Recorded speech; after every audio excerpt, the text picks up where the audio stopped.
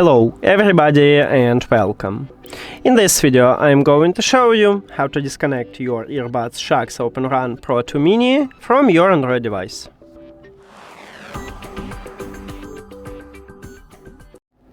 You have to start by open Settings and then go to the Bluetooth or connected devices.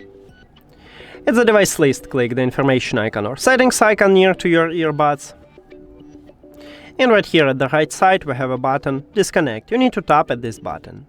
But before that, I will tell you the difference between disconnect and unpair. So, if you select to disconnect your earbuds, you click at this button and you will stop Bluetooth connection with them, but leave it at the device list and you can reconnect them.